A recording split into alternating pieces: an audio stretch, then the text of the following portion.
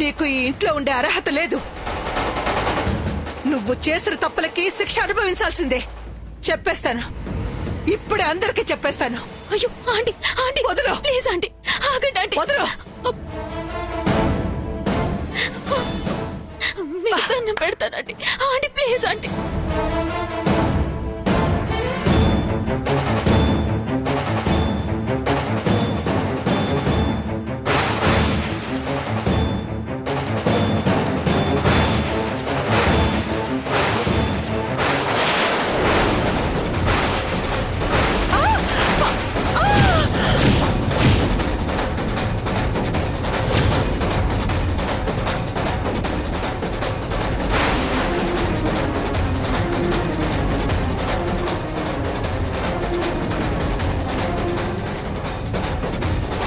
Aunty, aunty, aunty, aunty, aunty.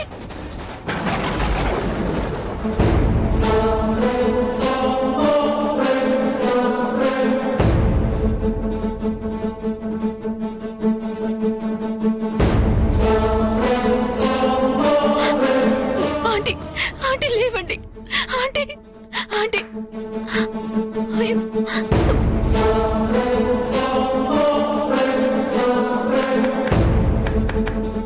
అయ్యో అయ్యో, ఇప్పుడేం చేయాలి?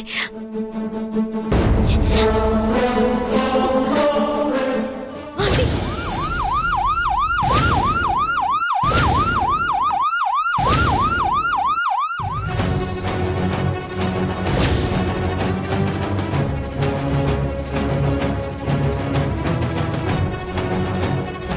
సొంత ఇంటికి ఎవరైనా నిప్పు పెట్టుకుంటారా? ప్రసాదంలో ఎవరైనా గుడ్లు కలుపుతారా? కుటుంబాన్ని శాపాల పాలు చేయాలని చూస్తారా? చెప్పేస్తాను, ఇప్పుడే అందరికీ చెప్పేస్తాను. అయ్యో ఆంటీ, ఆంటీ మీకు దండం వదలు. పెడతానండి ఆంటీ, ప్లీజ్ ఆంటీ.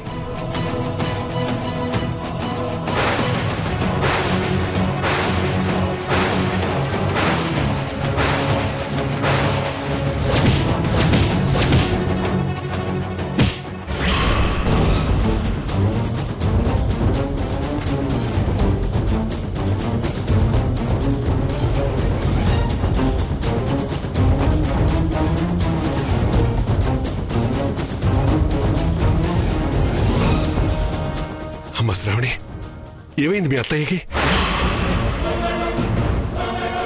అక్క, ఏం జరిగింది? మాట్లాడవేంటమ్మా, ఏం జరిగింది? నాన్న కంగారు పడకండి, తలకి చిన్న దెబ్బ తగిలింది, బ్లడ్ కూడా ఏం రాలేదంట. ట్రీట్మెంట్ చేస్తున్నారు నాన్న, ఏం కాదు. రే, నాకెందుకో భయంగా ఉందిరా.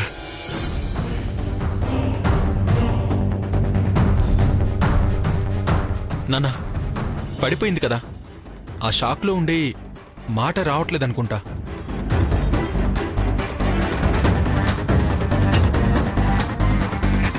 అంతెందుకు, శ్రావణిని చూడండి, అమ్మ పడిపోవడం కళ్ళారా చూసింది. అప్పటినుంచి షాక్తో నోట మాట కూడా రావటం లేదు.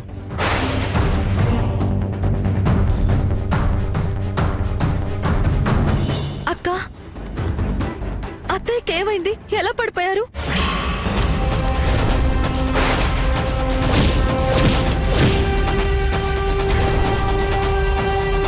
ఏం జరిగింది వదినా?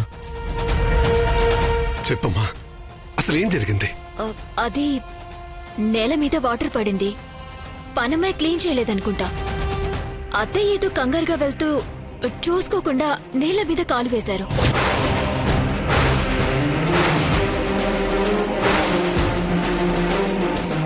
మార్బుల్ ఫ్లోర్ కదా, కాలు జారింది.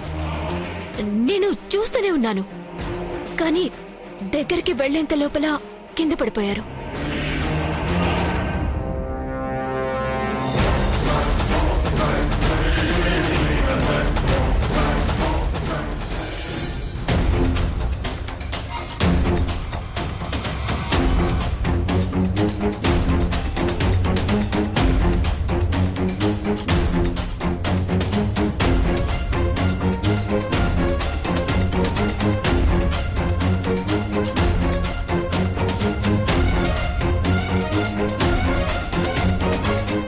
పరిస్థితులన్నీ ఒకేసారిలా ఎదురు తిరుగుతున్నాయి. అత్తయ్య వీడియోలు చూపిస్తారనగానే భయంతో కార్పెట్ లాగి పడేశాను. సరే, ఇప్పుడు అత్తయ్య స్పృహలోకి వస్తే ఆ వీడియోలో చేసిన పనులతో పాటు అత్తయ్యని పడేసింది కూడా నేనేనని చెప్తారు కదా. ఏం చేయాలి ఇప్పుడు?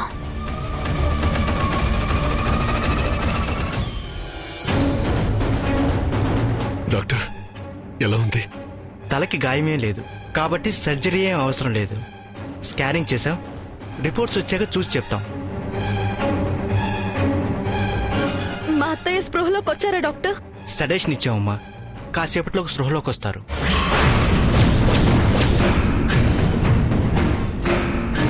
మావయ్య గారు విన్నారు కదా, అత్తయ్యకి ఏం కాదు, కాసేపట్లో స్పృహలోకి వస్తారు, మనతో మాట్లాడతారు.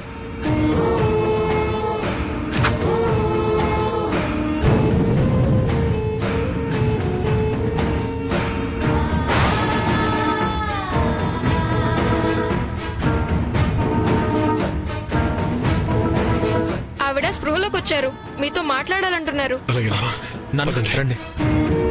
టైలర్ పద.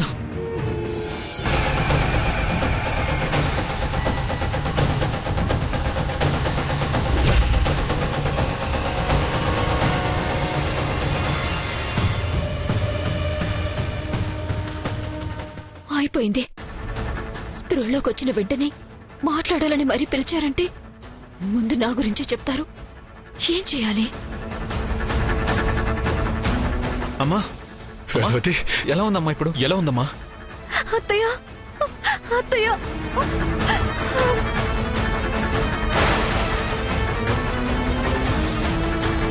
నీకేమన్నా అవుతుందని చాలా భయపడ్డాను వేదవతి. దేవుడి దయ వల్ల నీకేం కాలేదు. అయినా మా అందరికీ జాగ్రత్తలు చెప్తావు, నువ్వు జాగ్రత్తగా లేకపోతే ఎలా అమ్మా? ఫ్లోర్ మీద నీళ్లు చూసుకోవచ్చు కదా. ఎప్పటికప్పుడే ఫ్లోర్ క్లీన్ చేయమని ఆ పని మనిషికి చెప్తూనే ఉన్నాను అత్తయ్య. కానీ ఈ రోజు ఎలా మర్చిపోయిందో ఏంటో. అసలు మీరేం మాట్లాడుతున్నారు? నీళ్ళేంటి, పనమ్మాయి క్లీన్ చేయకపోవడం ఏంటి?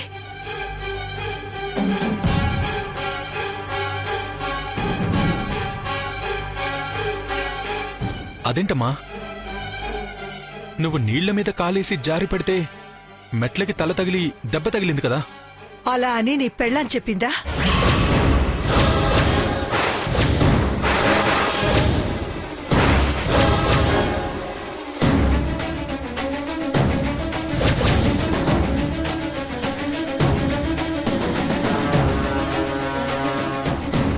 నేను జారిపడ్డం కాదురా, నీ పెళ్ళావే నన్ను పడేసింది.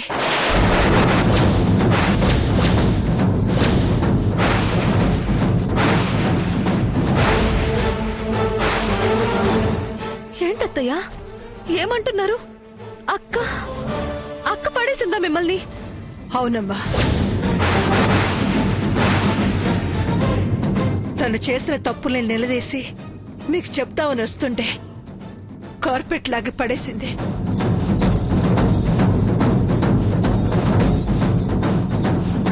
మీ ఇంట్లో వాళ్ళే మీకు ద్రోహం చేస్తున్నారు మేడం. చూడండి, గుడ్లు ఎవరు కలిపారో మీకే తెలుస్తుంది.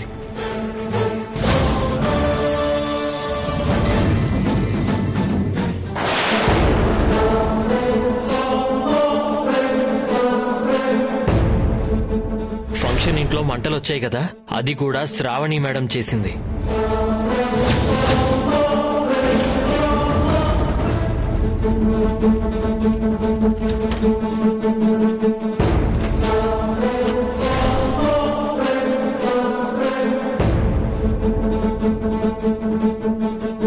చెప్పేస్తాను, ఇప్పుడే అందరికీ చెప్పేస్తాను. అయ్యో ఆంటీ, ఆంటీ మీకు వదలండి ఆంటీ, ప్లీజ్ ఆంటీ.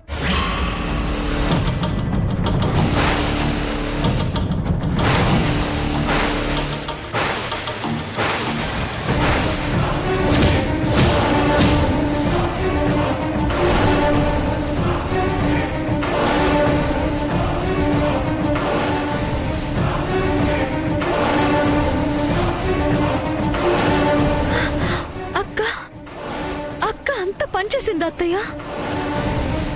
తను ఎన్ని తప్పులు చేసినా అక్కని నువ్వు వెనకేసుకొచ్చావు. కోడలని నేను కడుపులో పెట్టి చూసుకున్నాను. అయినా తను మారకుండా తప్పుల మీద తప్పులు చేస్తూనే ఉంది. అది మారదమ్మా, అది మారదు.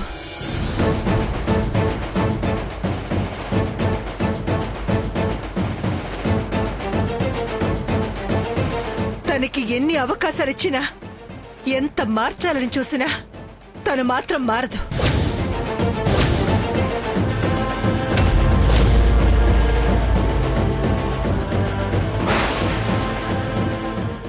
శ్రావణి!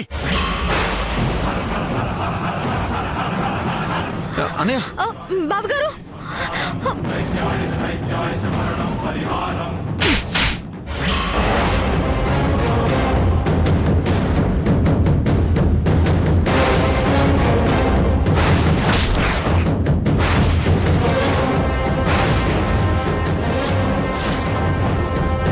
నువ్వు మనిషివా రాక్షసివా? ఇంత నీచానికి దిగజారుతావా? నువ్వు తప్పులు చేసి దొరికిపోయి కాళ్ళు పట్టుకోవాల్సింది పోయి మా అమ్మ కాళ్ళు జారి పడిపోయేలా చేస్తావా?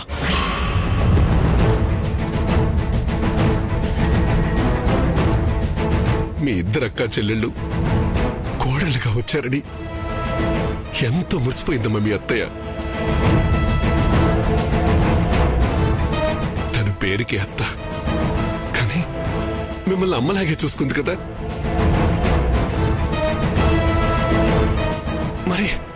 మరి అమ్మని ఇలా చేయడానికి నీకు మనసు ఎలా వచ్చిందమ్మా?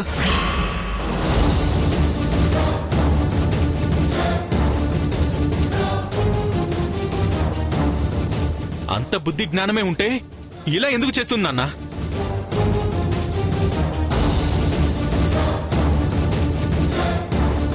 అయినా ఇద్దరు ఒకే ఇంటి నుంచి వచ్చారు కదా, ఒకేలా ఉన్నారు కదా. అయినా ధరణి మంచిగా ఉంటే నీకేం పోయే కాలం వచ్చింది ఇలా తయారయ్యావు?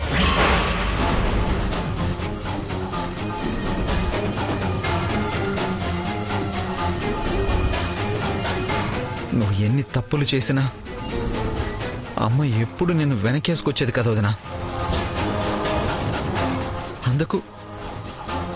అందుకు అమ్మకు నువ్విచ్చే ప్రతిఫలం ఇదేనా?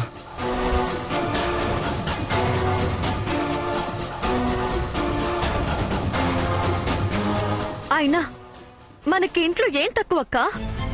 ఈ ఇంటికి ఏ మాత్రం కూడా సరితొగని మనం ఈ ఇంటికొచ్చి కోడళ్ళమయ్యాం. మనల్ని నెత్తిన పెట్టుకుని చూసుకునే అత్త మామలు దొరికారక్క. అడుగులకు మడుగులొత్తే భర్తలు దొరికారు. ఇంతకు మించి ఇంకేం కావాలి?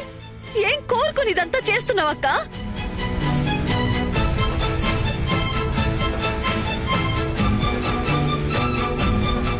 గొప్ప లాయర్ని అంటావు, తెలివైన దాన్ని అంటావు. ఇవేనా నీ తెలివితేటలు? ఇందుకోసమా నీ తెలివితేటలను ఉపయోగిస్తున్నావు?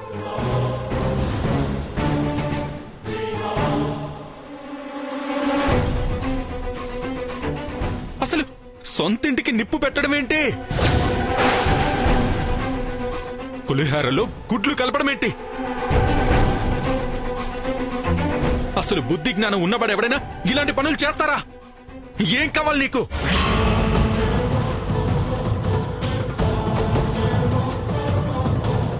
ఏదో కావాలని కోరుకున్న వాళ్ళైతే వాళ్ళ నాశనాన్ని కోరుకున్న వాళ్ళు మాత్రమే ఇలా చేస్తారు. కానీ నీకేం అన్యాయం చేశామమ్మా మేము? ఎందుకు మా నాశనాన్ని కోరుకుంటున్నావు?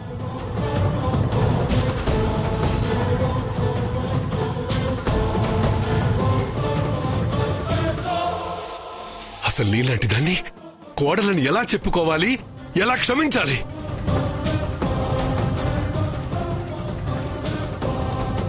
ఇంకా క్షమించేదేంటి నాన్న?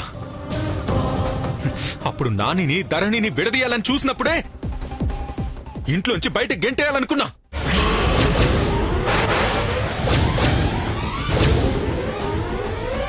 కానీ అమ్మ అడ్డుపడి తప్పు చేసింది. ఇప్పుడు ఎవరు అడ్డుపడరు.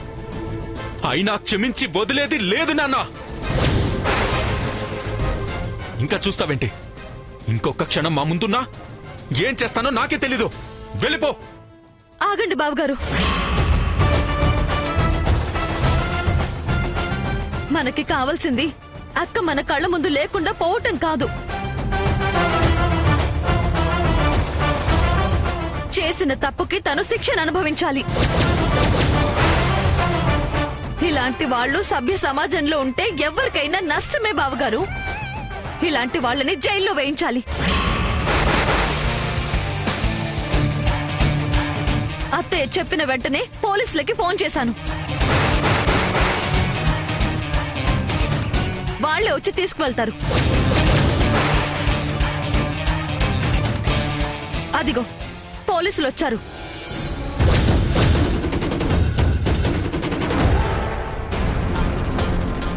రండేసై గారు, అరెస్ట్ చేయండి. కానిస్టేబుల్స్ అరెస్ట్ చేయండి. రామ్మా, రా. నేను రామ్మా, రామ్మా. నువ్వు తీసుకెళ్ళండి, తీసుకెళ్ళిపోండి.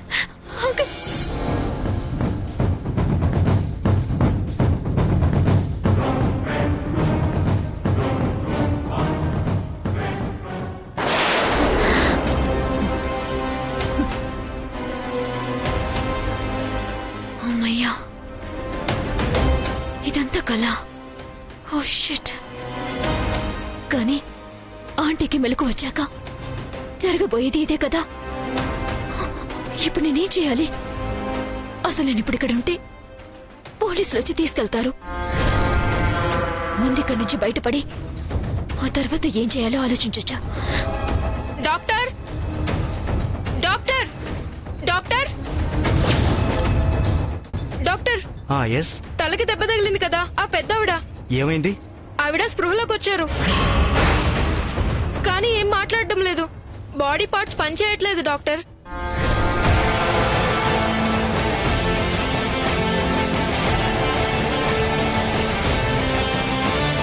అవునా? పద చూద్దాం. ఓకే డాక్టర్, నర్స్ ఏమైంది?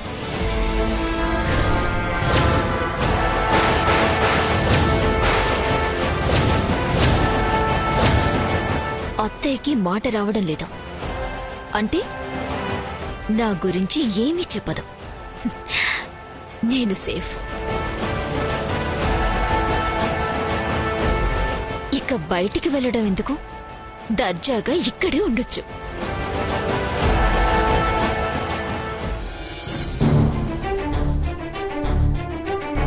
అమ్మా,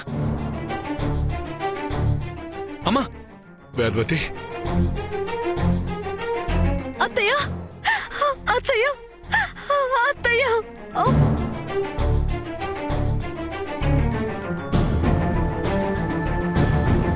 అమ్మా,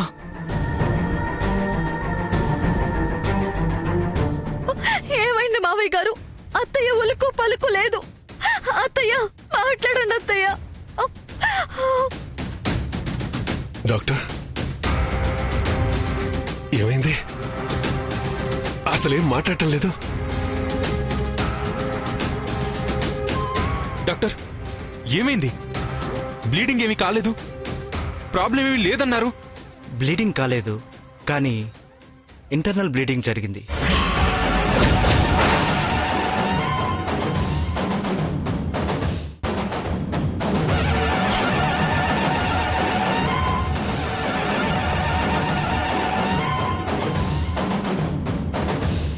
నర్వ్ సిస్టంలో బ్లడ్ క్లాట్ అయింది. దానివల్ల బ్రెయిన్ నుంచి మిగతా పార్ట్స్కు సిగ్నల్స్ వెళ్ళవు. అందుకే మాట, కదలికలు ఇవేవీ ఉండవు.